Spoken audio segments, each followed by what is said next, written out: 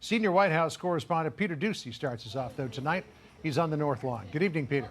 Good evening, John. President Trump is inside the West Wing right now monitoring the situation as CENTCOM carries out those proportional retaliatory strikes. Iranian state media in the last couple of minutes has been reporting that explosions are being heard in ports along the Strait of Hormuz less than a day after President Trump said this about the state of negotiations.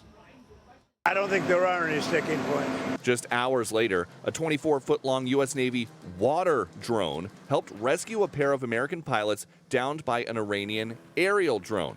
President Trump announced the Iranians shot down one of our highly sophisticated Apache helicopters while patrolling over the Strait of Hormuz. There were 2 pilots involved. Both are safe and uninjured. Nevertheless, the United States must, of necessity, respond to this attack.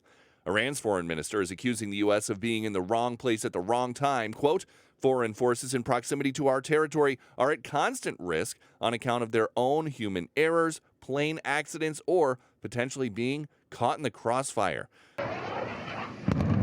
This crossfire comes dangerously close to a red line President Trump has drawn for restarting a full-scale war. They kill U.S. troops. I think I would do that very quickly.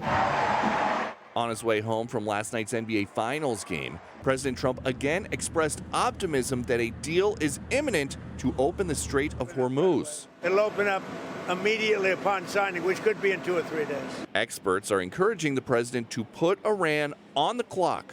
I think it would help us now to put a deadline on the table. Let's get a deadline on the table, get them agree or not to agree. If they are that sincere about truly making a deal, let's make it. Some Trump allies say they're losing hope that the end is near. I'm starting to feel like we're Charlie Brown and Iran is Lucy, and every time we go kick the ball, it's been taken away. We're close to a deal. We're 2 days from a deal. We're 3 days from a deal, and it's not happening. And so if I were in Vegas right now, I'd be betting against in 2 days.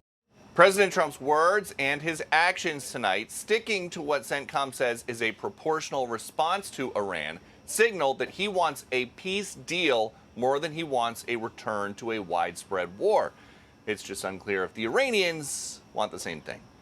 John? We'll be taking that up with the panel a little bit later on in the program. Peter kicking us off tonight. Thank you, Peter. Be sure to like and subscribe for all the Fox News latest on YouTube and catch full shows streaming now on Fox One.